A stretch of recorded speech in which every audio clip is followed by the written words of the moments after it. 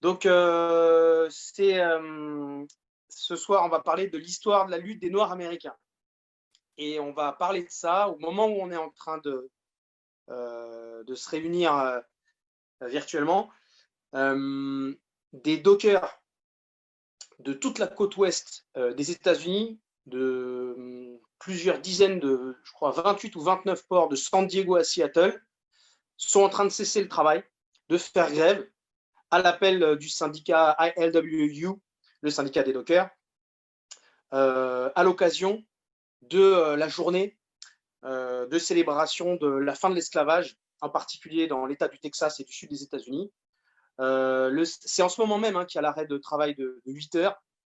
Donc, on n'a pas encore les chiffres de participation précis, mais le syndicat prévoyait que 58 000 salariés participeraient à une journée de grève, à une cessation du travail, explicitement en solidarité, en bagarre contre le racisme et contre les assassinats policiers, évidemment, suite à toute la mobilisation qui a suivi l'assassinat policier de George Floyd. Donc, évidemment, c'est le contexte idéal pour parler de ça. Pourquoi ?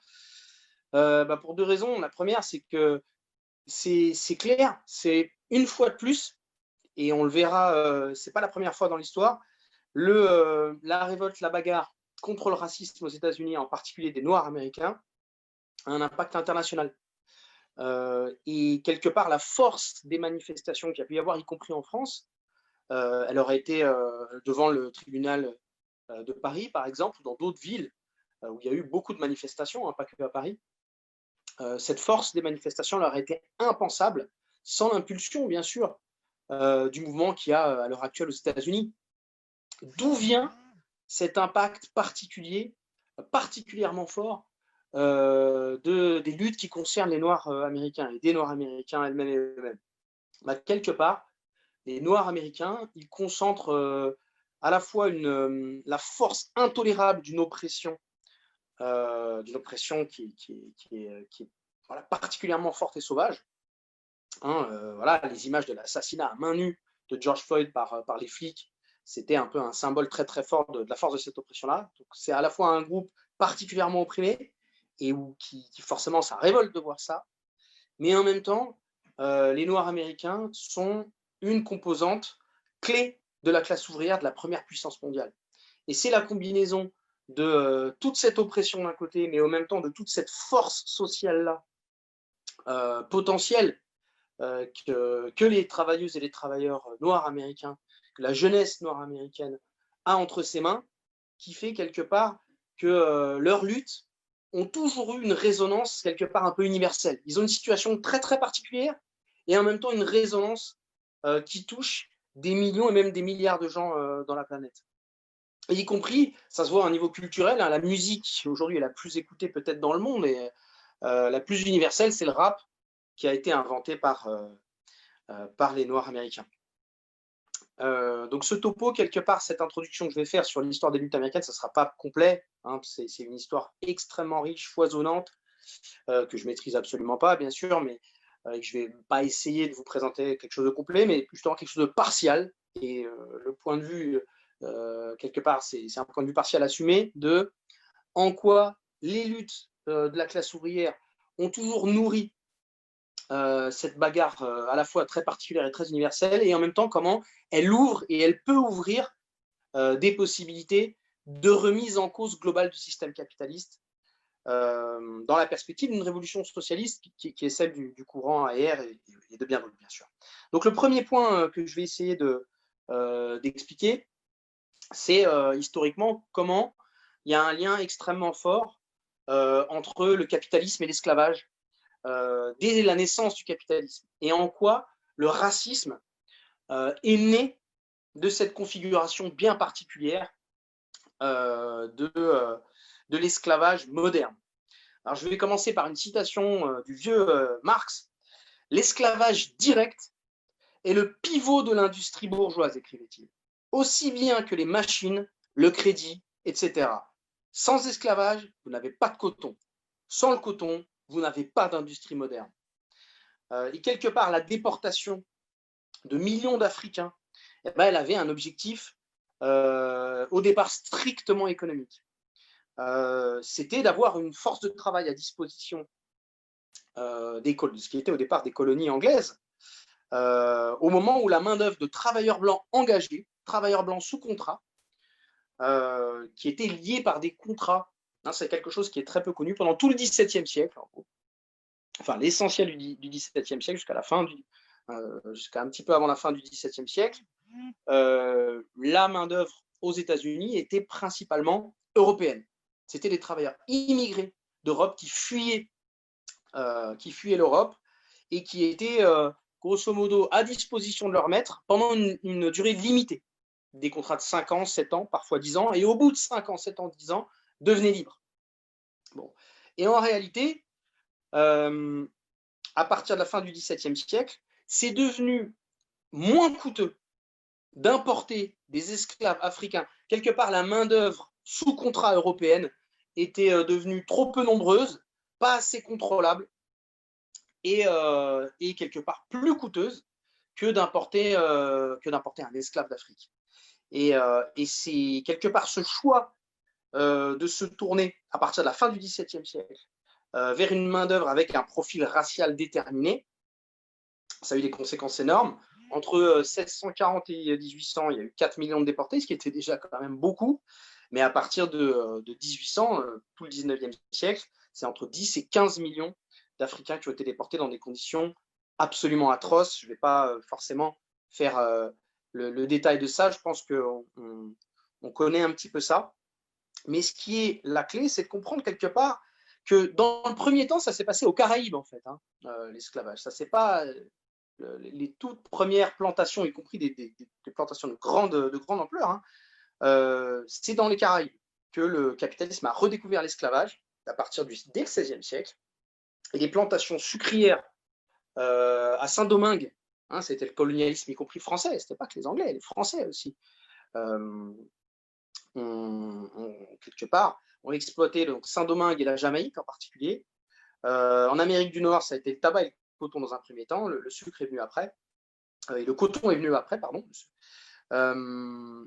Et la bourgeoisie britannique a construit et la bourgeoisie française ont construit des fortunes énormes à partir de ce que Marx a appelé l'accumulation primitive de capital. Et qui s'est réalisé dans ce commerce transatlantique d'esclaves, de sucre, de coton.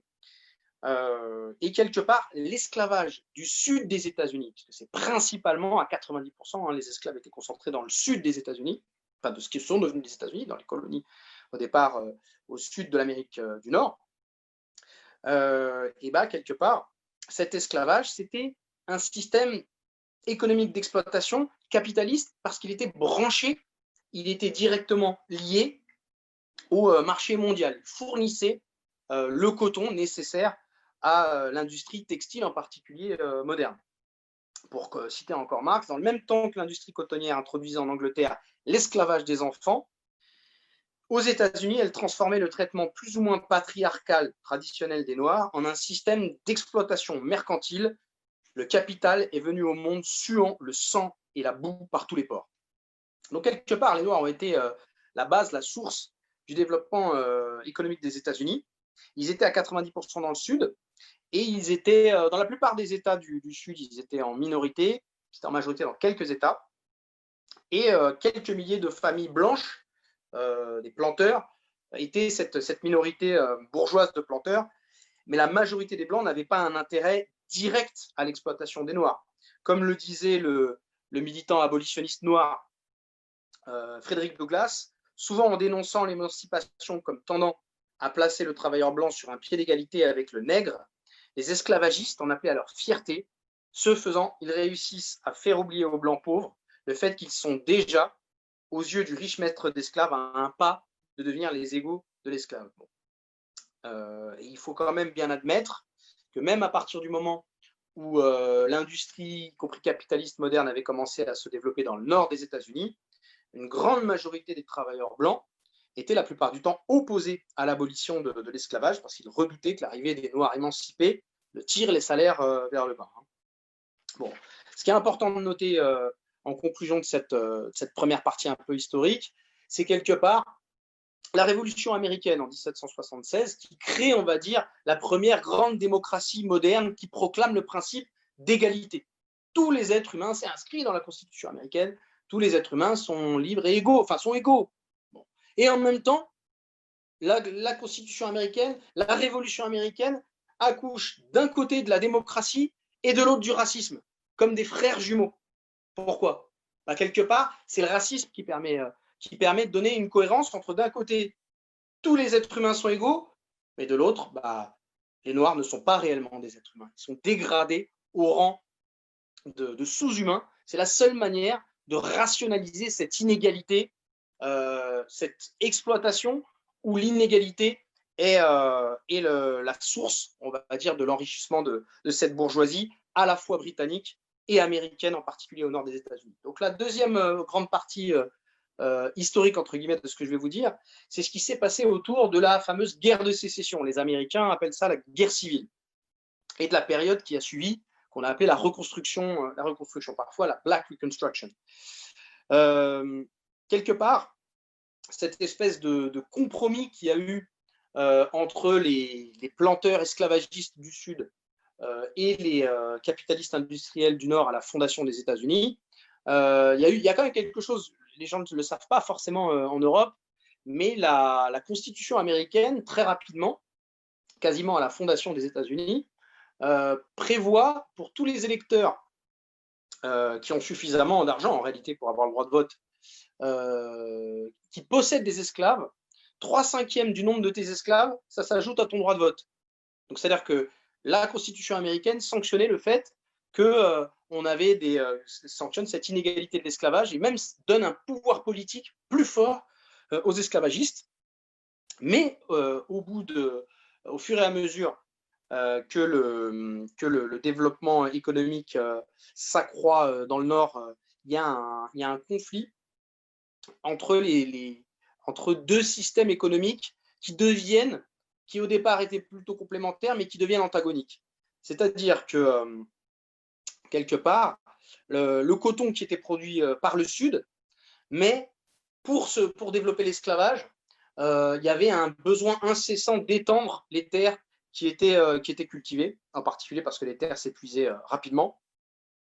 Alors que la bourgeoisie du Nord, non seulement, en fait, le conflit qu'il y a eu entre le Nord et le Sud, c'était sur est-ce qu'il faut ou non étendre l'esclavage? Est-ce qu'il faut étendre le nombre d'États qui ont le droit, qui sont basés sur l'esclavage? Donc la plupart, le coton était produit par le Sud, mais la part la plus importante des profits était empochée par les capitalistes du Nord, par le biais du transport, du stockage et de la transformation industrielle des matières premières produites par le Sud. Et la bourgeoisie du Nord, elle était en concurrence avec la bourgeoisie britannique, à laquelle les planteurs du Sud étaient liés.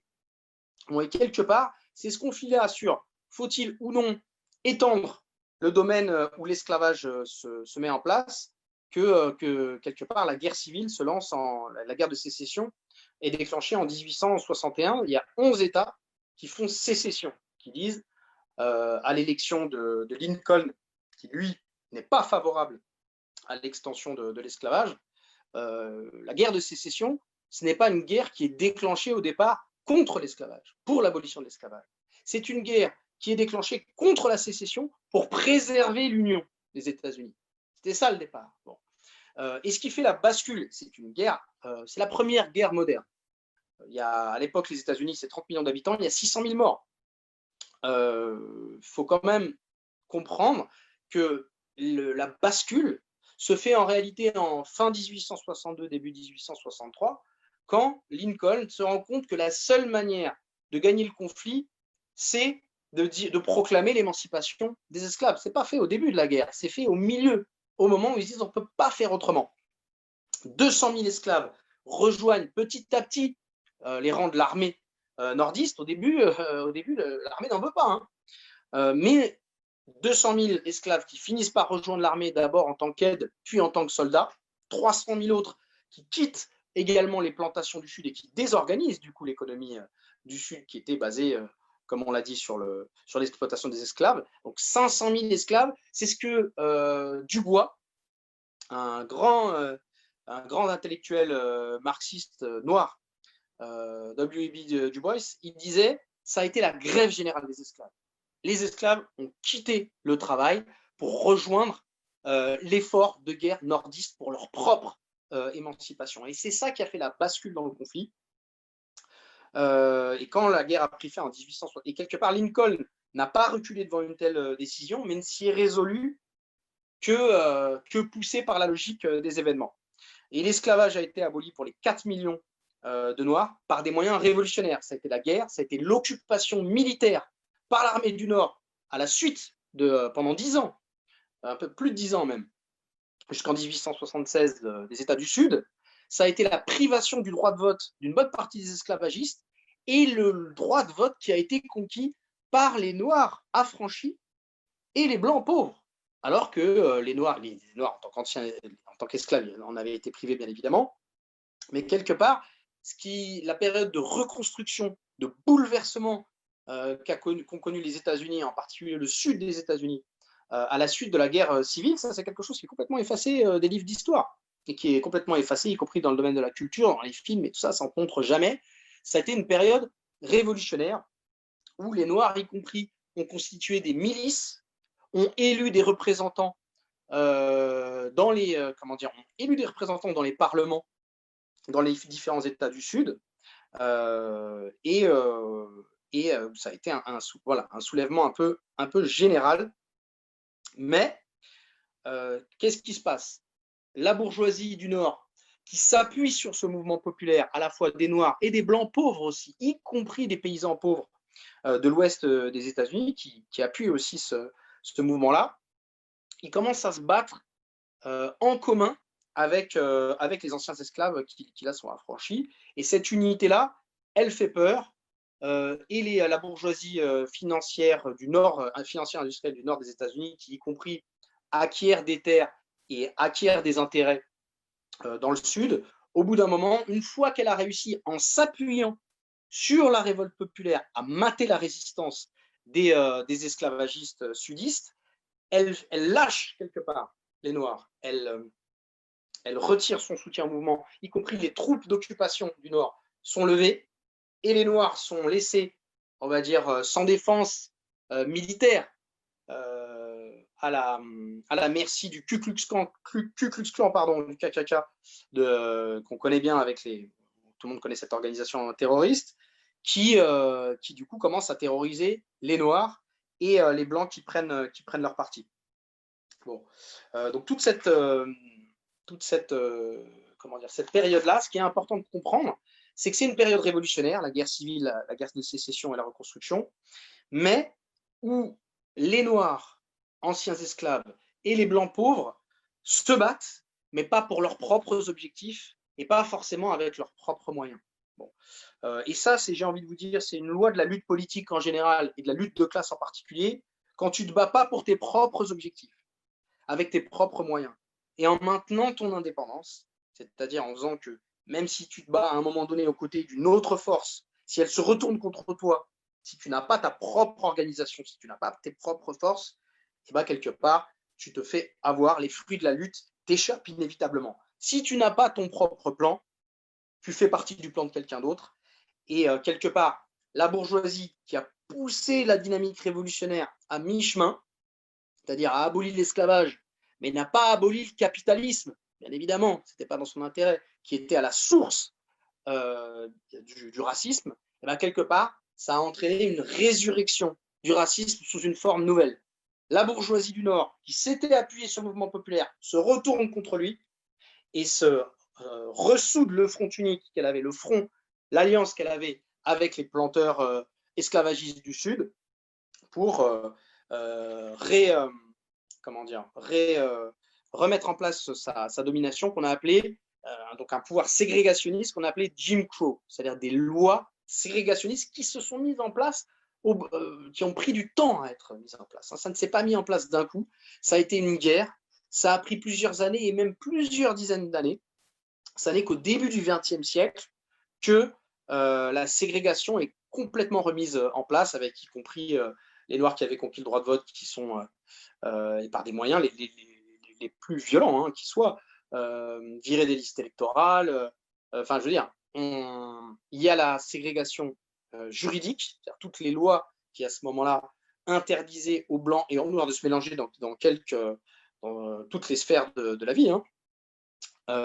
Et bah, quelque part, c'était complété par ce qu'on appelle les lynchages, c'est-à-dire des exécutions sommaires. Pour vous donner une idée de ce que ça voulait dire, entre 1877 et 1950, il y a eu 4000 lynchages, c'est-à-dire des exécutions sommaires très souvent collectives.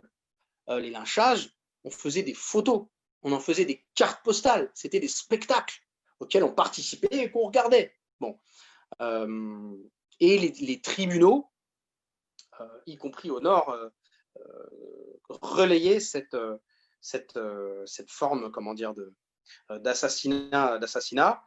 Jusque dans les années 50, c'était pas possible de contester la domination blanche sans risquer l'arrestation, sans risquer d'être assassiné, même brûlé vif. Et les lyncheurs n'étaient en général pas inquiétés par la justice, hein, quand ce n'était pas eux-mêmes des policiers ou des juges.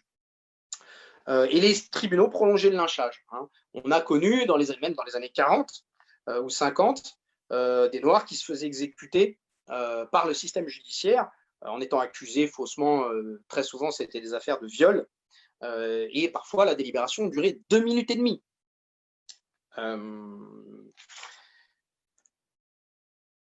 Bon, donc on en arrive, on va dire, après quelque part, ce défi et cette possibilité qu'il y a eu de remettre en cause l'esclavage, mais qui s'est arrêté à mi-chemin en ne remettant pas en cause le capitalisme. On se retrouve avec une résurrection d'un système raciste, ségrégationniste, transformé, et où c'est l'exploitation. Si l'oppression des Noirs survit à l'esclavage, c'est d'abord parce qu'elle est à la racine de l'économie, à la base de toute l'économie capitaliste du Sud, qui est toujours centrée sur la culture du coton. Les planteurs exploitaient la main-d'œuvre principalement noire, et cette situation d'exploitation des paysans pauvres, métayers noirs, procurait à une partie des Blancs des emplois de contremaître dans les forces de l'ordre et des tout petits privilèges. Au tournant des 19e et 20e siècles, et ça va être mon troisième point, on a connu, l'émergence, il y avait un antiracisme ouvrier au sein du mouvement ouvrier, mais qui était très largement minoritaire, et qui a ouvert la voie, étant donné que c'est absolument impossible de tolérer éternellement une oppression aussi forte que celle que connaissaient les Noirs à ce moment-là, à l'époque de Jim Crow, de cette ségrégation légale qui a été réinstaurée entre la fin du 19e et le début du 20e siècle. C'était impossible à supporter. Et donc la lutte, qui n'a pas pu être menée de manière commune avec les travailleurs blancs, s'est exprimée sous une forme nationaliste, y compris à une échelle de masse au début des années 20. Je vais expliquer un petit peu ça. On a eu des exemples à la fin du 19e et au début du 20e siècle. Hein, cette troisième partie, c'est un petit peu qu'est-ce qui s'est passé à cette période-là où les États-Unis sont devenus une puissance capitaliste et impérialiste de premier plan au niveau mondial. C'est ça qui se passe. C'est le moment où la bourgeoisie américaine prend un petit peu toute sa force, commence à prendre toute sa force. La ségrégation, le racisme et la reproduction du racisme au sein des mouvements de lutte et au sein du mouvement ouvrier n'est pas allé de soi. On a eu plusieurs mouvements, plusieurs organisations, plusieurs courants qui menaient à la fois la lutte de classe et menaient un assaut frontal contre le racisme. On a eu, ça je ne vais pas beaucoup développer, mais ce qu'on a appelé les populistes. Alors ça, c'était plutôt un courant paysan qui regroupait les paysans pauvres, noirs et blancs au sud des États-Unis, hein, dans la décennie 1890, mais y compris avec des capacités à se battre, y compris militairement ensemble. Bon, là, je vais pas beaucoup développer. Il y a une deuxième organisation qui joue un rôle important qui s'appelle les Chevaliers du Travail. C'est un truc marrant, Knights of Labor.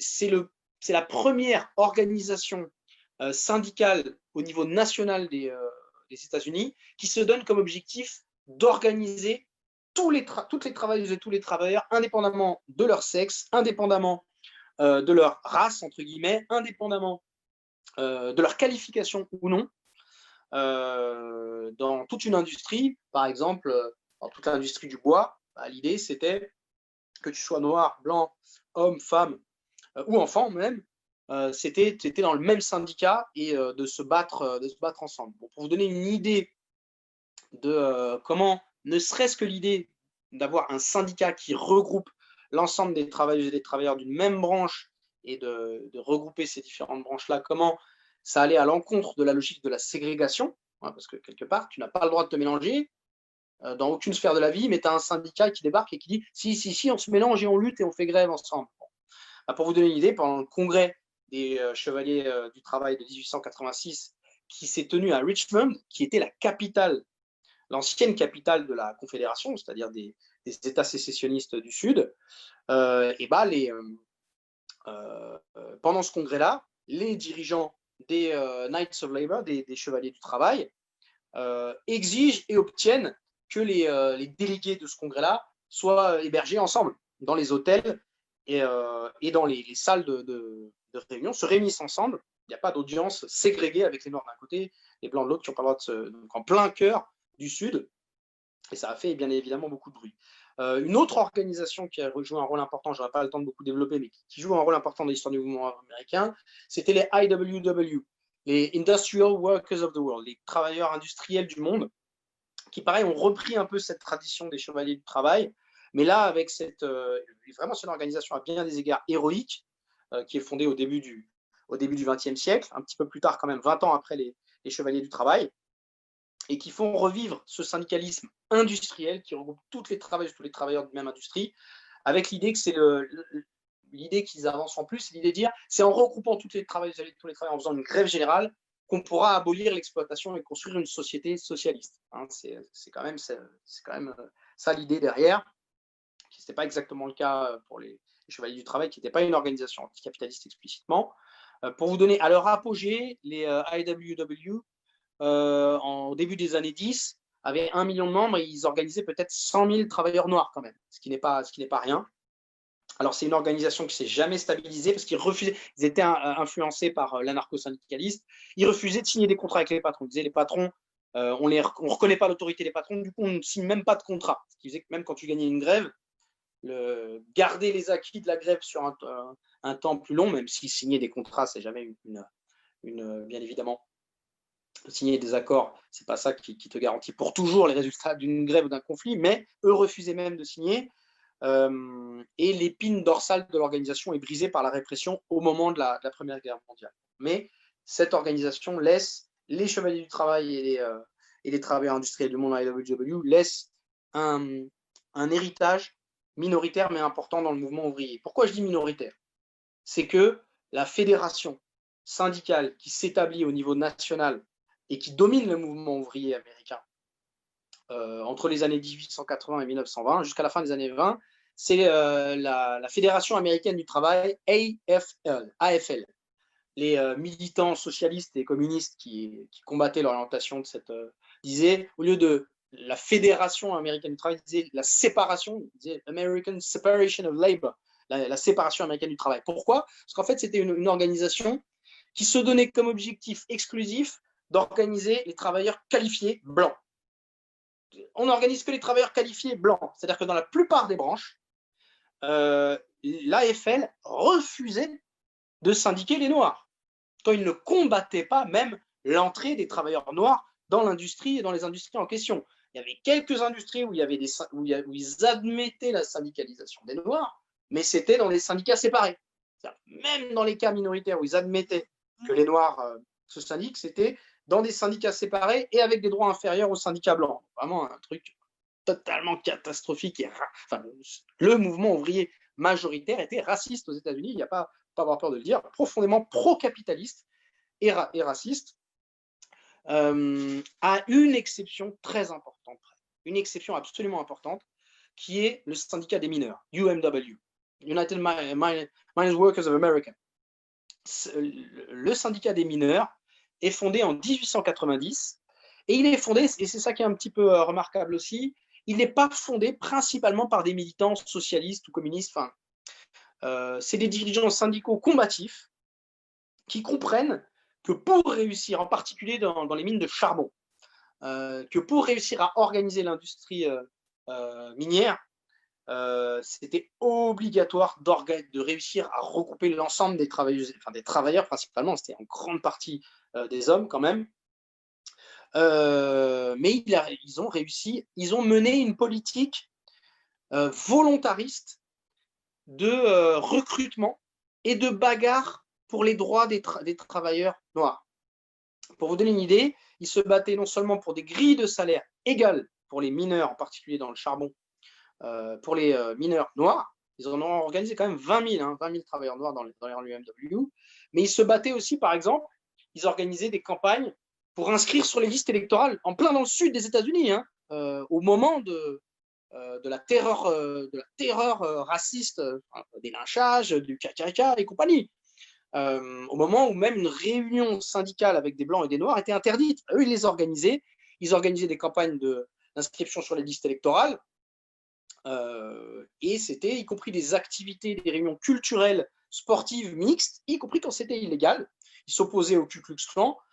Et de très nombreux responsables, des permanents payés par le syndicat, étaient noirs. Beaucoup de responsables dirigeants à l'échelon local, pas au niveau national. On ne peut pas dire que l'UMW était exempte de racisme. Par exemple, la direction nationale du syndicat était très majoritairement blanche. Leur journal a imprimé des blagues racistes. Enfin, voilà, on ne peut pas non plus dire c'était parfait, le syndicat des mineurs.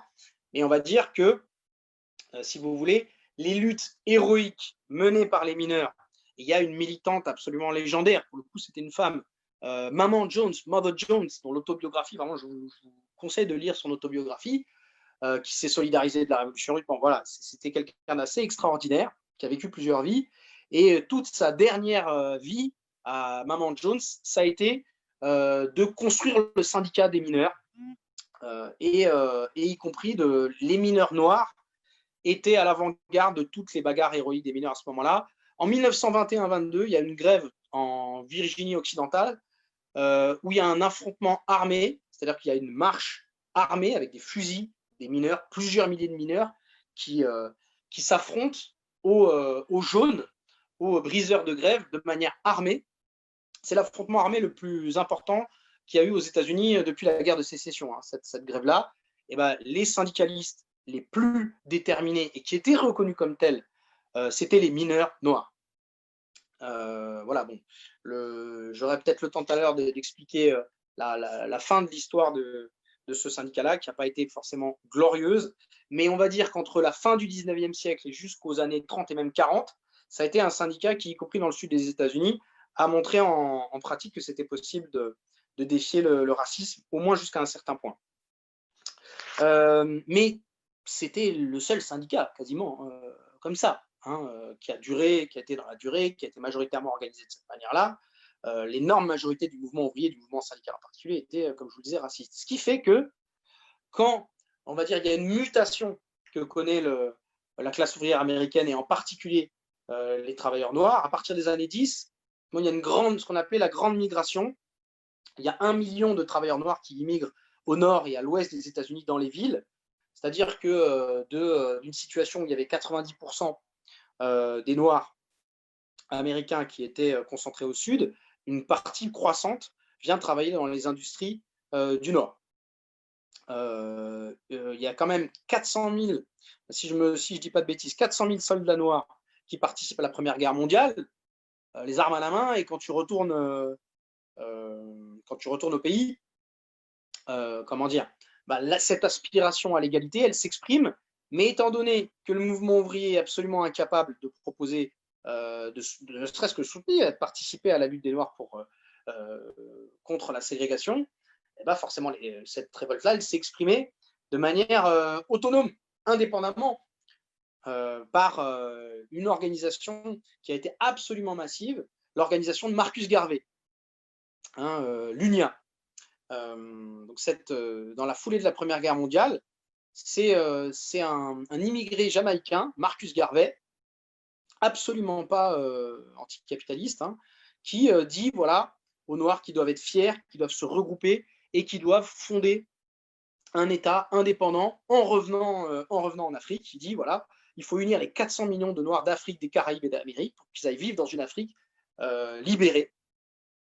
Alors, la plupart de ceux qui le suivaient n'avaient pas connu l'Afrique et c'était pas du tout leur objectif d'y vivre. Mais comme pouvait le dire Trotsky, le succès de Garvey, et c'était massif, hein, ça a été plusieurs centaines de milliers de membres et de sympathisants qui défilaient dans les rues des grandes villes du Nord en particulier, hein, avec des uniformes, c'était haut en couleur, le mouvement garvéiste.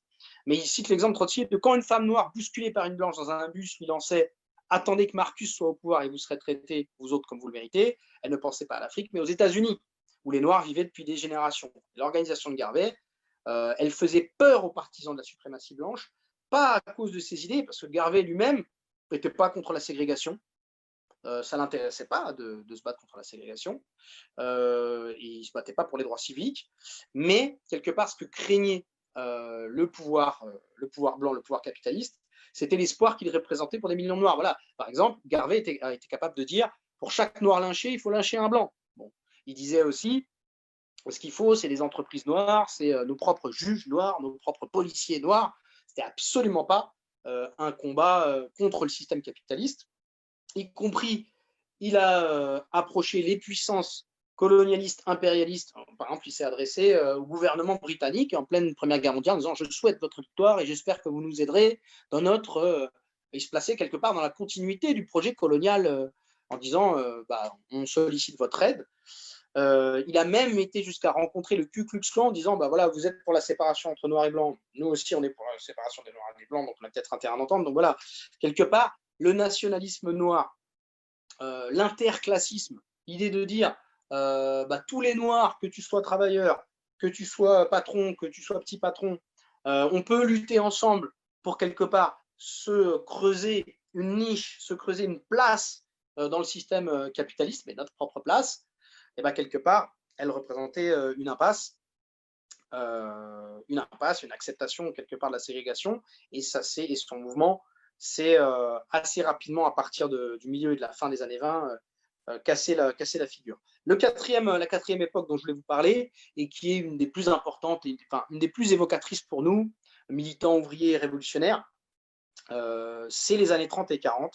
C'est un moment un peu clé, c'est un des rares moments, peut-être le seul moment où le mouvement ouvrier à l'échelle nationale montre qu'il peut être capable de se battre à la fois contre le racisme et contre le capitalisme. Je dis bien, montre qu'il peut commencer à… Bon, mais c'était quelque chose qui a été prometteur et qui a montré ce qu'il était possible de faire. Donc, il y a cette mutation un peu essentielle dans la classe ouvrière américaine dont je vous parlais, avec quelque part le prolétariat noir à l'échelle nationale, naît au début du XXe siècle, avec cette grande migration-là. Et quelque part, les travailleurs noirs font l'expérience d'une ségrégation qui n'est pas légale, qui n'est pas consacrée par la loi dans le Nord, mais qui est de fait. Par exemple, y compris dans les années 30, Roosevelt finance des logements sociaux ségrégés, hein, où les immigrés des différentes communautés se mélangent, mais pas les Noirs américains, qui, eux, ont des logements pourris et séparés. Hein, et ça, c'est Roosevelt. C'est le New Deal. Bon, les Noirs vivent à part des Blancs, et l'État lui-même organise cette ségrégation au moment, quelque part, où c'est, on va dire, le capitalisme américain triomphant dans les années 20. Et là, on a le Parti communiste américain qui n'est pas encore complètement stalinisé et qui prend une décision au moment, en gros, juste au moment où la crise de 29 se déclenche, avec, on va dire, l'impact énorme que ça a pu avoir, avec des millions de chômeuses et de chômeurs, un appauvrissement brutal. Bon, je ne vous fais pas la description de la crise de 29, des conséquences catastrophiques que ça a pu, mais c'est précisément à ce moment-là où le Parti communiste américain décide de faire de la question noire, du combat contre le racisme, en particulier qui frappe les Noirs américains, comme une question absolument centrale. Qu'est-ce que ça veut dire? La consigne qu'ils donnent à leurs militants, mais vraiment ils le disent littéralement, il faut sauter à la gorge des racistes. Si un raciste frappe un noir, on lui saute à la gorge. C'est ça l'expression, lui sauter à la gorge. Jump at the throat. Et leur point de départ, c'est l'implication dans les luttes de chômeurs. C'est-à-dire qu'au moment où le chômage touche tout le monde, mais encore plus durement, bien évidemment, les travailleuses et les travailleurs noirs, ils organisent des comités de chômeurs qui sont des comités mixtes, noirs et blancs, qui vont, tu as des blancs et des noirs aussi, mais au départ, les communistes sont principalement blancs. Ils ont des cadres noirs. Ils recrutent quand même dans les années 10, à la fin des années 10, au début des années 20, des cadres noirs qui sont y compris mis en avant par la direction dans la politique du parti en général et antiraciste en particulier. Mais ces militants majoritairement blancs vont à la défense des chômeuses et des chômeurs, y compris noirs. Par exemple, quand il y a des expulsions, ils stoppent l'expulsion, ils stoppent les camions, ils reprennent les meubles et ils les remettent. Et ils s'affrontent avec la police qui essaie de mettre en place et tu vois, tu as des travailleurs noirs qui voient des travailleurs blancs qui risquent l'arrestation pour faire qu'ils gardent leur maison. Bon. Donc ça, c'est un premier point qui marque au tout début des années 30 en se disant, si tu as des problèmes, si tu veux même rebrancher l'électricité chez toi, va voir les communistes. La deuxième grosse campagne que lancent les communistes, c'est ce qu'on appelait les Scottsboro Boys, des garçons de Scottsboro. C'est 8 garçons, très jeunes garçons, qui se font arrêter dans une ville d'Alabama, Scottsboro, et qui sont faussement accusés du viol de 2 femmes blanches. Et ils se font condamner en une journée, condamnés à mort en une seule journée. Et là, le Parti communiste décide, alors que tout le monde flippe, de défendre des violeurs noirs, surtout pas. Et eux vont à la rencontre de ces jeunes et de leurs parents. Ils gagnent la confiance, y compris les parents. Ils disent ils ne vont pas mourir, they shall not die. Et ils font une campagne internationale et où ils obtiennent, avec des manifestations qui, au début, y compris par exemple dans un coin comme New York, comme Harlem, c'est principalement des blancs, mais avec des militants noirs qui sont présents de manière visible, comme l'histoire, qui se font attaquer par la police et les noirs de Harlem et que ça voit des militants principalement blancs qui sont prêts à se faire cogner dessus pour défendre des noirs, pour leur sauver la vie. Et là, ils rejoignent petit à petit les manifestations. Et là, l'affaire des Scottsboro Boys devient l'emblème d'une lutte commune, noir et blanc, et d'une lutte de masse. Voilà. C'est une lutte qui est menée sur tous les terrains, y compris en milieu, à la campagne, par exemple dans l'Alabama. Le Parti communiste organise les paysans pauvres, y compris des milices d'autodéfense qui s'affrontent à la police, avec des morts des 2 côtés en Alabama. Bon, je n'ai pas le temps de développer ça. Mais il y a y compris une tradition de lutte armée qui date de l'époque de la Reconstruction, qui est revivifiée par les communistes, y compris au fin fond du sud des États-Unis, de l'Alabama et de toute cette région-là. Bon, mais ce qui est important de comprendre, c'est qu'ils ne font pas que s'impliquer dans les luttes des Noirs et d'être à leur côté, ils développent une orientation lutte de classe. Pour vous donner une idée, là où ça s'est vu de manière avec un effet de loupe grossissante, c'est par exemple à Harlem, qui était la plus grosse communauté noire urbaine au monde. C'est là où il y avait beaucoup de travailleurs noirs concentrés dans une grande ville, la capitale du monde quelque part. Et il y a eu un mouvement qui s'est déclenché au moment où les communistes commençaient à faire leurs preuves dans les comités de chômeurs et avec les Scottsboro Boys. Les nationalistes noirs, héritiers des garvéistes, et les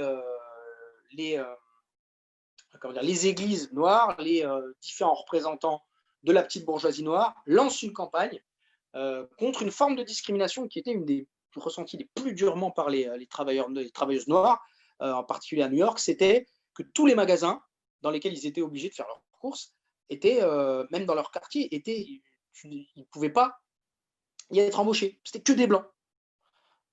Et donc, ils ont lancé une campagne qui s'appelait de boycott des commerces blancs. Et en disant, et donc c'était des nationalistes noirs qui menaient campagne pour dire on vire les blancs et on embauche des noirs à la place.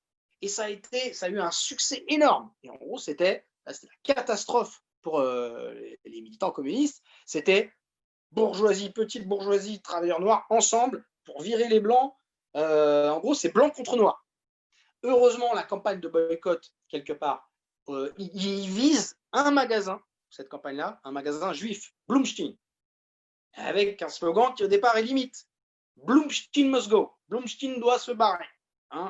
Et rapidement, la campagne qui est un succès, dit, au bout d'un moment, Blumstein capitule et dit ok, on embauche des noirs, mais là, ça se barre avec des slogans antisémites.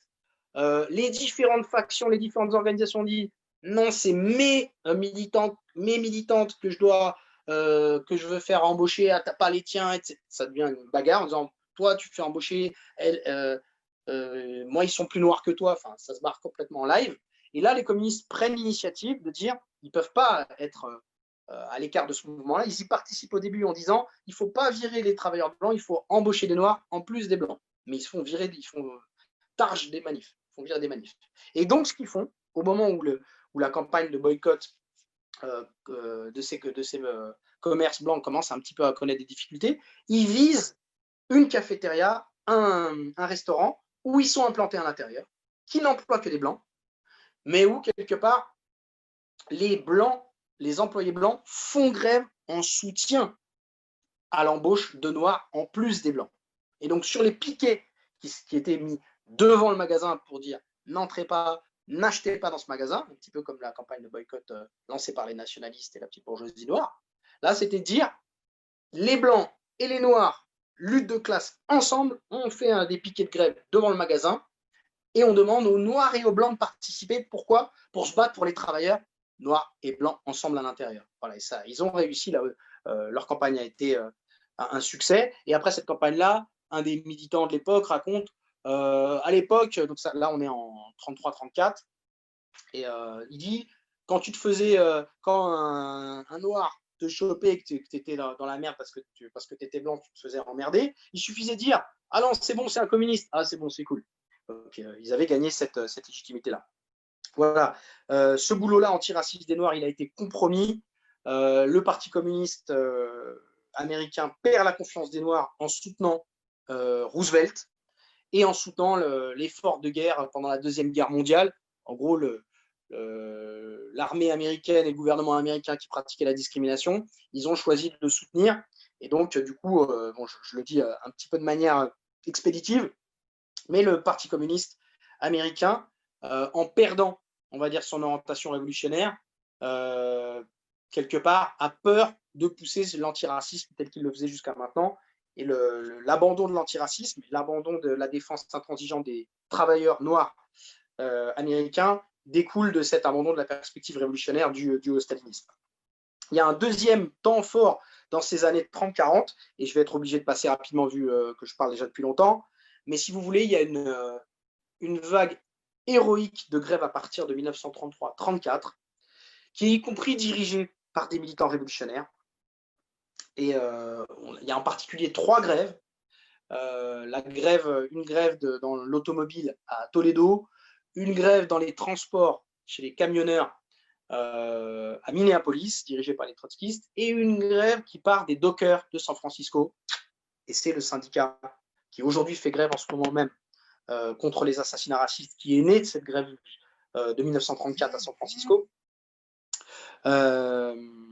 Donc ces 3 grèves-là, c'est des affrontements, c'est des grèves qui se généralisent, ça devient des grèves générales dans ces 3 villes-là, quasiment au même moment, et c'est des soulèvements avec des affrontements armés, des affrontements avec l'armée, y compris la garde nationale qui a envoyé contre les grévistes, et où les travailleurs disent nous on n'a pas peur, et qui finissent par gagner la grève. Bon. Et là, il se passe quelque chose de très important, c'est qu'il y a une partie de la bureaucratie syndicale, y compris le dirigeant du syndicat des mineurs, John Lewis, qui disent si on ne se met pas à la tête de ce mouvement-là, là les travailleurs américains commencent à se lever, si on ne se met pas nous à la tête et qu'on ne construit pas des syndicats qui sont en capacité de regrouper l'ensemble des travailleurs, y compris des Noirs, on va se faire doubler par les révolutionnaires. Bon. Et là, il y a des campagnes de syndicalisation, c'est-à-dire qu'il faut que vous imaginiez qu'à l'époque, dans les principales industries, que ce soit au niveau du pneu, au niveau de l'automobile, au niveau de la sidérurgie, toute la métallurgie, le patronat ne tolérait pas l'existence de syndicats.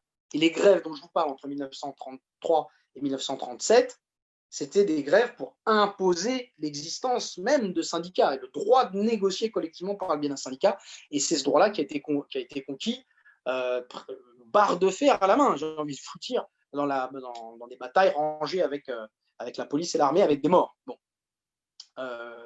Quelque part, il y a ce choix-là qui est fait et il y a une fédération syndicale qui se détache, c'est les mineurs qui se détachent de l'AFL et qui lance le CIO, Congress of Industrial Organization, qui dit, bah voilà, pour réussir à syndiquer l'automobile, pour réussir à syndiquer la sidérurgie, on est obligé de se lancer dans des campagnes extrêmement larges. Pour vous donner une idée de ce qui s'est fait dans l'industrie sidérurgique, en plein milieu des années 30, il y a eu comme une espèce de révolution, enfin de révolution, non, de mouvement très radical, précurseur des droits civiques, où les travailleurs sidérurgiques qui se battaient pour gagner le droit à se syndiquer et donc se préparer à une énorme grève contre les patrons de la sidérurgie, ont décidé de dire on recrute des organisateurs noirs et ils ont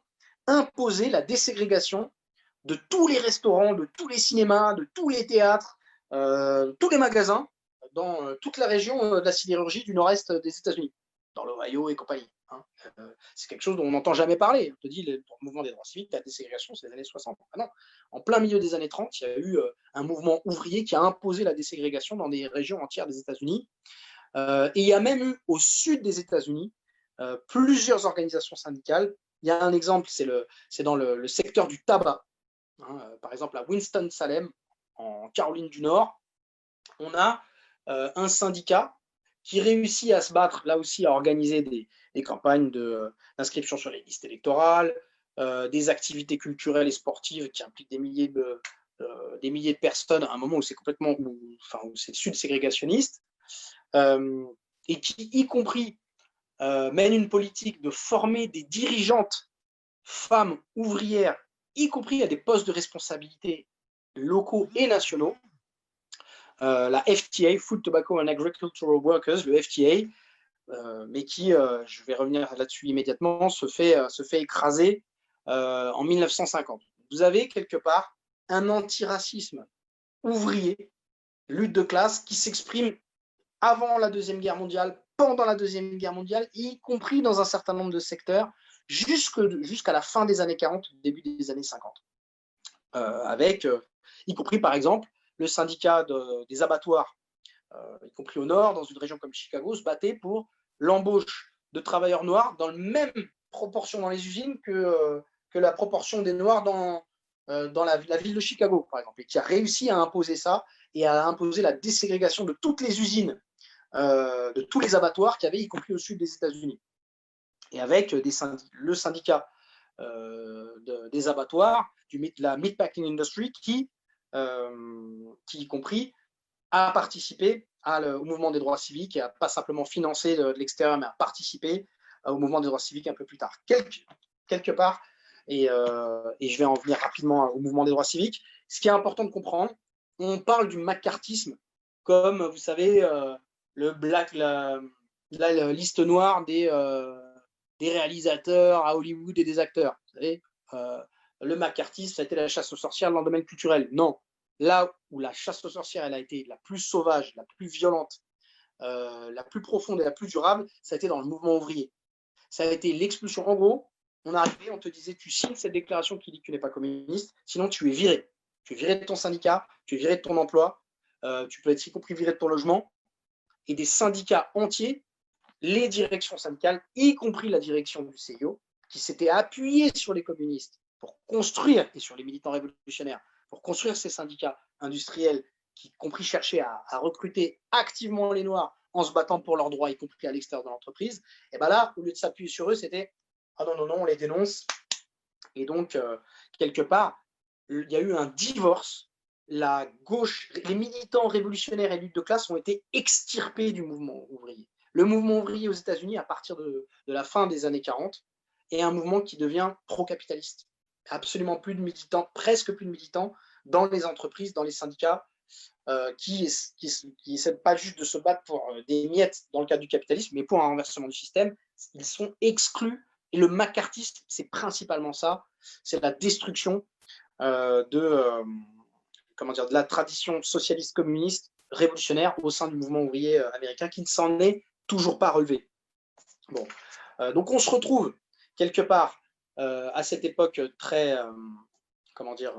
très pénible et très difficile, là aussi on va dire du lendemain de la Deuxième Guerre mondiale, avec des Noirs qui ont participé là encore cette fois-ci à la Deuxième Guerre mondiale, et on a le mouvement des droits civiques. Donc, je parle déjà depuis longtemps, donc je vais essayer d'aller plus vite sur toute la fin. Il y a une face cachée du mouvement des droits civiques. Il y a la face émergée de l'iceberg qu'on connaît, qui est quelque part celle de la petite bourgeoisie noire, celle des dirigeants qui sont des dirigeants issus des classes, pour la plupart des classes favorisées, même quelqu'un comme Martin Luther King, bon, qui a eu ses côtés héroïques et très positifs, je reviendrai dessus. On va dire, c'est eux qu'on met en avant. C'est le résultat de leur bagarre, de toute cette bagarre-là, ça a été la constitution d'une petite bourgeoisie et d'une bourgeoisie noire. Mais ce qui a rendu possible ces avancées-là, y compris l'abolition de la ségrégation, ça a été une offensive en grande partie de la classe ouvrière noire, et je vais essayer d'expliquer comment et pourquoi. Au cours de la Seconde Guerre mondiale, donc on a 3 millions de Noirs mobilisés, 500 000 d'entre eux qui sont envoyés outre-mer, et qui, y compris, font l'expérience de pays où il n'y a pas de ségrégation institutionnelle. Et après avoir combattu pour la prétendue liberté, y compris dans ces pays où les Noirs pouvaient se mêler aux Blancs, ils rentraient au pays et ils risquaient de se faire lyncher. La guerre avait amené énormément de travailleurs noirs dans les villes du Nord et de l'Ouest. Il y a cette mutation à ce moment-là où les travailleurs noirs finissent par former soit une minorité importante, soit même dans certains secteurs, y compris stratégiques, des majorités, comme dans l'industrie automobile de Détroit, par exemple. Bon, on a cette aspiration à l'égalité qui découle aussi de l'expérience qui a été faite par les Noirs dans la guerre et dans l'industrie. On a des protestations de plus en plus nombreuses.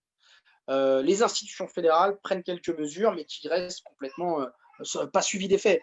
En 1944, la Cour suprême interdit les élections primaires réservées aux Blancs. En 1954, et c'est une décision connue, elle interdit la ségrégation scolaire, en demandant que la déségrégation s'applique avec toute la rapidité requise. Mais 10 ans après, il n'y a que 2,3% des enfants noirs qui fréquentent des écoles intégrées en 1964. 10 ans après cette décision de la Cour suprême. Et quelque part, le mouvement des droits civiques n'éclate pas dans un ciel serein. Les résistances à cette oppression raciste qui avait eu lieu dans les années 30 et 40, elles se transforment à partir de 1955 en une espèce de mouvement de fond qui éclate quand même pendant une vingtaine d'années. C'est un mouvement extrêmement profond et long. Donc, il y a la face émergée qui est celle des dirigeants issus principalement de la petite bourgeoisie noire, mais on a une lutte de masse absolument massive. Donc, qu'est-ce que ça veut dire cette lutte massive? On a un événement qui a joué un rôle très important, c'est le lynchage d'Emmett Till, un adolescent de 14 ans qui, dans l'été 55, se fait lyncher par deux blancs parce qu'il aurait sifflé une blanche, crime qui mérite la mort, d'après les racistes. Et il se fait atrocement mutiler, atrocement. Et sa mère fait le choix d'exposer le cadavre atrocement mutilé, qui est vu dans toute la presse. Il y a un enterrement avec 50 000, il est originaire de Chicago. Il y a un enterrement avec 50 000 personnes, et il y a des millions de gens qui voient ça, des millions de Noirs extrêmement révoltés. Et il y a la première grande campagne, pareil, qui est de la même époque, au moment où les deux assassins d'Emmett Till sont acquittés en septembre 1955, se déclenche le boycott des bus de Montgomery, en Alabama. En gros, les 50 000 Noirs de la ville, qui pendant 381 jours boycottent le système de transport municipal et qui vont au boulot, soit à pied, soit en covoiturage. Ils se prennent des 4 bombes qui explosent dans les églises, une centaine de militants de ce boycott-là, déclenché par Rosa Parks et dirigé par Martin Luther King, qui est un jeune pasteur à l'époque de 26 ans, et ça débouche sur une victoire. C'est-à-dire que la Cour suprême abolit la discrimination dans les transports municipaux. En gros, ce que fait cette campagne pour le boycott, c'est pas de montrer qu'il y a une lutte, c'est de montrer que la victoire est possible. Et elle déclenche une lame de fond avec, je ne vais pas faire le détail de tout ce qui se passe pendant le mouvement des droits civiques. Pour vous donner une idée, c'est des luttes de masse, les sit-ins. Ce qui est important de comprendre, c'est que par-delà la dimension pendant toutes ces années-là, entre en gros 1955 et le milieu des années 60, c'est des luttes principalement qui se présentent comme pacifiques, qui se disent on ne répond pas à la violence par la violence. En tout cas, publiquement, c'est ce qu'ils disent et c'est ce qu'une bonne partie des participants font, pas tous. Mais pour vous donner une idée, à Birmingham, dans l'Alabama, qui est le symbole de l'oppression raciste, 3300 personnes jetées en prison juste pendant le mois d'avril 63. Une énorme mobilisation, et tout ça, c'est filmé, les manifestants qui se prennent les canons à eau, les chiens, ils se font fouetter à Birmingham puis à Selma. Bon, c'est une lutte absolument massive, énorme, et où c'est les travailleuses et les travailleurs qui en réalité sont la composante majoritaire. C'est une lutte qui est multiforme, y compris armée, et c'est quelque part peut-être le secret le mieux gardé du mouvement des droits civiques. Martin Luther King, chez lui, il avait un arsenal. Il avait énormément d'armes. Tous les mouvements étaient quelque part armés, parce qu'ils étaient obligés pour se défendre. Ils ne l'assumaient pas forcément publiquement. Les premiers à l'assumer publiquement, ça a été Robert Williams, qui a été un militant qui a commencé, pareil, dans le sud, à Monroe, en 64, a fondé une milice noire pour dire on doit se défendre. Il y a eu une autre organisation moins connue, Deacons for Justice and Defense, les diacres. Ils se présentaient comme des diacres, c'est-à-dire comme des hommes d'église, mais pour la défense et la justice, et ils étaient armés. En gros, c'était les lycéens manifestent, si jamais le Ku Klux Klan arrive, on débarque avec les guns. Les étudiants manifestent, les travailleurs du camp manifestent, on débarque avec les guns. Si jamais il y a quelqu'un qui essaie de leur tirer dessus, et ça a marché, ils ont réussi. C'est une véritable milice ouvrière à l'échelle de plusieurs États. Voilà, donc on a une lutte multiforme, on a y compris une résurgence des organisations nationalistes noires. La principale de ces organisations absolument massive, ça a été la Nation of Islam, qui vendait quand même leur hebdomadaire au début des années 60 à 500 000 exemplaires. Leur dirigeant le plus connu, ça a été Malcolm X. Ils avaient une milice quand même, le fruit de l'islam. C'était une milice. Et ça a été quelque part la Nation of Islam, la première organisation à l'échelon national à montrer, était la première organisation pour beaucoup de jeunes noirs à montrer que c'était possible de se défendre collectivement dans le nord des États-Unis.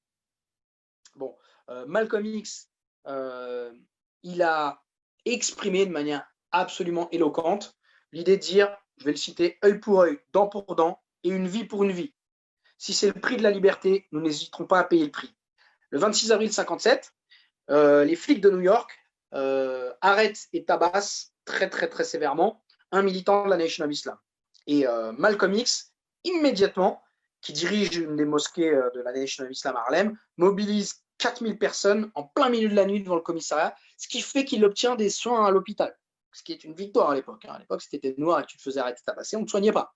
Là, il se fait soigner. C'est une énorme victoire, il devient très médiatisé à cette suite-là et très surveillé aussi. Et Malcolm X se détache de la Nation of Islam.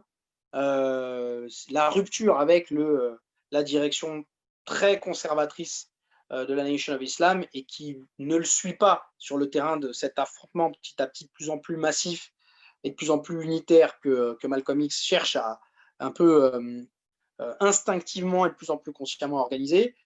Quand Kennedy se fait assassiner, Malcolm X dit les poulets reviennent au poulailler. En gros, ils l'ont bien cherché. Là, il se fait exclure de la Nation of Islam, il constitue sa propre organisation, il commence à remettre en cause le nationalisme noir en disant c'est peut-être une impasse, il commence à critiquer le capitalisme, à se déclarer pour le socialisme. On ne sait pas, il était en évolution rapide, il se fait assassiner en février 65, au moment où il était en train de chercher une idéologie qui dépassait le nationalisme noir, dire qu'il était devenu marxiste et qu'il cherchait l'alliance avec les travailleurs blancs, l'unité entre travailleurs blancs, c'est pas le cas. Mais en tout cas, il disait que pour combattre le racisme, il fallait s'attaquer au capitalisme, et c'était une évolution quelque part intéressante.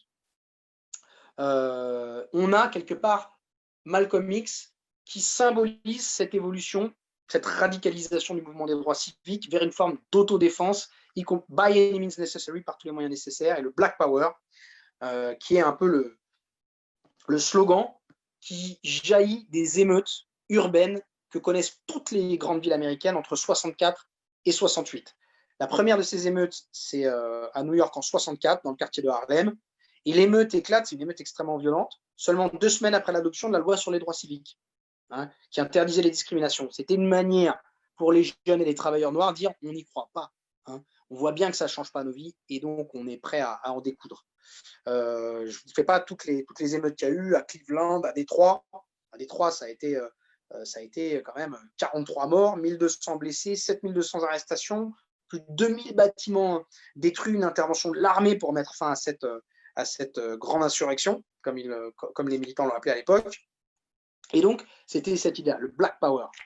On ne se contente plus d'une perspective d'intégration, de persuasion morale, de pacifisme. C'était quelque chose qui allait à cette encontre-là. Bon. Mais quelque part, c'est comment dire, ce qui est important à prendre en compte, c'est que ce soulèvement-là est quelque part qui a eu un aspect révolutionnaire. Le Black Power, qui, à sa manière, a posé la question du pouvoir, a dit on ne reconnaît pas le pouvoir blanc, on ne reconnaît pas votre police, on ne reconnaît pas votre justice. La partie la plus radicale du Black Power, qui restait dans un cadre de référence, on va dire, nationaliste noir, a poussé, on va dire, à un affrontement. Bien évidemment, l'organisation qui a le plus représenté cet affrontement-là, les Panthères Noirs, le Black Panther Party, je parle déjà depuis très longtemps, donc je ne vais pas avoir le temps de bien raconter comme ça le mériterait la manière dont militait le Black Panther Party. Mais ce qui est important de comprendre, c'est que quelque part, le pouvoir noir, même les travailleurs noirs tout seuls, n'avaient pas les moyens, n'avaient pas la possibilité de renverser le pouvoir blanc, le pouvoir capitaliste. Bon. Et le drame, ça a été, en gros, les travailleurs noirs ont été à l'avant-garde de la bagarre. Mais les travailleurs blancs sont restés les travailleurs noirs étaient bien plus, pas simplement bien plus combatifs, mais plus conscients politiquement. Y compris, c'est aller plus loin que simplement, il y a eu le Black Panther Party. On pourra peut-être dans le débat revenir sur les mérites et les limites du Black Panther Party. Il y a eu y compris des organisations comme le Dodge Revolutionary Union Movement et la Ligue des travailleurs noirs révolutionnaires de Détroit, qui s'est implanté dans les usines en disant Black Workers Power, le pouvoir des travailleurs noirs. Nous, c'est en tant que travailleurs que les Noirs pourront changer les choses. Ils ne sont jamais allés jusqu'à, si vous voulez, le Black Power. Il n'y a pas eu de politique où les travailleurs noirs se sont adressés aux travailleurs blancs en cherchant à les entraîner explicitement dans une bagarre commune contre le capitalisme. Et du coup, le mouvement noir, y compris dans sa phase la plus radicale, qui est resté dans un cadre nationaliste noir, même y compris dans les travailleurs blancs, est-ce qu'il faut partie du problème ou de la solution? Ils n'ont jamais donné une réponse en disant non, il faut partie de la solution. Ils peuvent faire partie de la solution, du moins. Ils peuvent faire partie du problème, c'est sûr, mais aussi de la solution. Bon. En tout cas, il faut les inclure dans une solution d'un mouvement multiracial ouvrier qui se battent ensemble contre le capital. Et bah, comme il n'y a pas eu de réponse claire à cette question-là, comme il n'y a pas eu de politique qui cherchait ça ne s'improvise pas. Ça s'improvise pas de le faire. Et bah, quelque part, le mouvement, au bout d'un moment, a fini par, sous les coups de la répression et de l'intégration, parce que Nixon, en 68, dit « Je suis pour le Black Power ». Oui, il faut des entrepreneurs noirs, il faut intégrer une bourgeoisie noire. Et c'est devenu la politique de la bourgeoisie blanche, majoritairement blanche, de dire on va leur donner une petite part du gâteau. Et la mutation moderne du ségrégationnisme, comment elle s'est faite? C'est-à-dire qu'on a eu l'abolition, le mouvement des droits civiques, le Black Power, au terme de 15-20 ans de soulèvement. En gros, vous avez 1/5 de la classe ouvrière américaine, des Noirs, qui sont en soulèvement. Mais 1/5, ça ne suffit pas. Donc, ce soulèvement-là, il oblige la classe dirigeante à se réorienter en faisant quoi? En intégrant d'une partie et en réprimant de l'autre. C'est-à-dire qu'on a l'esclavage, c'est la première étape. Puis le ségrégationnisme légal Jim Crow. Puis on a, sous l'impact des droits civiques, une nouvelle mutation du système ségrégationniste tel qu'on le connaît aujourd'hui. C'est passé par quoi? D'un côté, l'intégration d'une petite bourgeoisie et d'une bourgeoisie noire, Condoleezza Rice, Colin Powell, l'ancien chef d'état-major, chef des armées qui était noir, et Barack Obama, bien évidemment. Ça a abouti à ça, toute une part. Il y a eu une amélioration réelle d'une partie de la population noire, mais qui a bénéficié principalement aux classes privilégiées, toutes petites classes privilégiées, bourgeoises et petites bourgeoises afro-américaines, enfin noires américaines, Bon, je ne vais pas forcément donner les chiffres, mais c'est évident qu'il y a eu cette amélioration très partielle-là. Mais si vous voulez, comment a réagi la bourgeoisie américaine? C'était devenu politiquement non assumable de dire « je te discrimine parce que tu es noir ». Voilà. Ce n'était plus tenable. Par contre, qu'est-ce qu'ils ont fait? Ils ont développé ce qui s'est appelé la guerre contre la drogue et une politique d'incarcération de masse. Pour vous donner une idée, aujourd'hui, un jeune homme noir se retrouve plus souvent en prison qu'à la fac. Les États-Unis emprisonnent à peu près, il y a 2,3 millions de prisonniers aux États-Unis aujourd'hui. Le pays de la liberté renferme la population carcérale la plus importante de tous les temps, plus que le goulag du RSS. Hein. Avec 4,5% de la population mondiale, les États-Unis comptent un peu plus de 23% de la population carcérale mondiale. C'est quand même hallucinant. En France, les prisons sont pleines. Et ben, aux États-Unis, la proportion de la population carcérale est 7 fois plus importante. 7 fois plus importante. 45% des prisonniers sont noirs. En moyenne, un homme noir sur 3 et un homme blanc sur 17 fait au moins une fois dans sa vie un séjour dans une prison. La plupart sont emprisonnés pour des délits mineurs. Un quart des prisonniers le sont pour des infractions non violentes liées à la drogue. En 4 cas sur 5, c'est même pas du trafic, même du petit trafic, c'est consommation ou possession. Par exemple, je vous donne un chiffre, entre 1980, 41 000 détenus pour des infractions liées aux stupéfiants, un demi-million aujourd'hui, 500 000. Bon. Et 2 tiers parmi eux sont des noirs. Dans les années 70, Nixon fait de la drogue l'ennemi public numéro 1. Reagan déclare la guerre à la drogue, y compris la CIA inonde les ghettos noirs avec du crack et l'argent qu'il tire de ça, il l'utilise pour financer des milices contre-révolutionnaires anticommunistes au Nicaragua. En 1986, le Congrès adopte la loi contre la toxicomanie.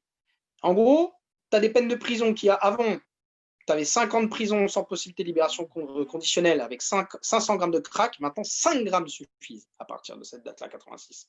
Au cours des années 90, plusieurs États, à commencer par la Californie, adoptent des lois qui s'appellent « Three strikes and you're out ». C'est une règle du baseball, tu rates 3 fois, tu sors. En gros, il suffit de récidiver 2 fois et tu prends perpète avec 25 ans de peine de sûreté.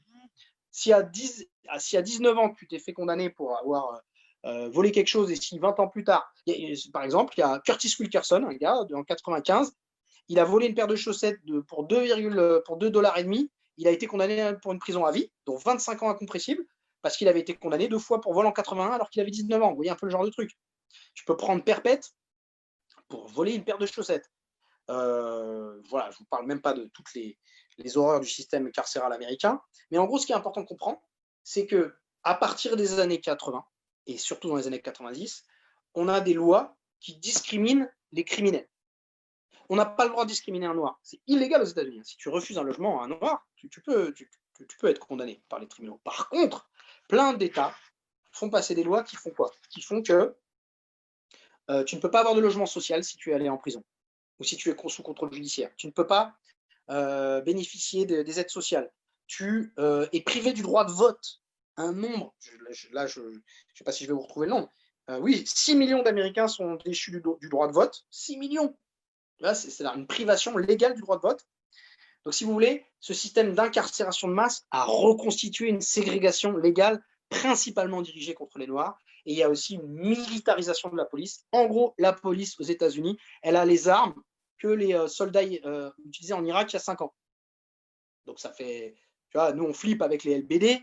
Là-bas, c'est des tanks qu'ils ont, les flics, hein, y compris les polices municipales. La police municipale de New York ou de Los Angeles, ils sont armés presque comme l'armée française. J'exagère à peine. Bon. Donc, pour conclure, comment dire, ce système de ségrégation institutionnalisée par le biais du complexe carcéral et d'une police militarisée, il a fini aujourd'hui par déclencher une révolte, qui est une révolte, et c'est ça, je pense, sur lequel je voulais conclure et sur lequel je voudrais insister, c'est que dans le contexte de la crise écologique, de la crise tout court depuis 2008 et qui s'est encore réaccélérée dans la foulée du coronavirus, quelque part, la révolte déclenchée autour des assassinats racistes et du combat contre le racisme, et bien évidemment où les Noirs américains et américaines sont en première ligne, on sent qu'il y a une révolte potentiellement générale qui peut se déclencher. Voilà. Et donc, je conclue là-dessus. La question aujourd'hui, c'est comment la lutte des Noirs américains, qui représente un espoir pour le monde entier, parce que si les Noirs réussissent à entraîner à leur suite l'ensemble des autres communautés qui composent la classe ouvrière américaine, ils sont en capacité d'ébranler et même de renverser la première puissance, et donc d'ébranler le système capitaliste dans son ensemble. La question, c'est comment est-ce que nous, y compris là où on peut aider à ça et se battre, on va dire, pour une bagarre contre le racisme et contre le capitalisme à l'échelle, pas simplement d'un seul pays, mais du monde entier. Voilà. Désolé d'avoir été long et merci.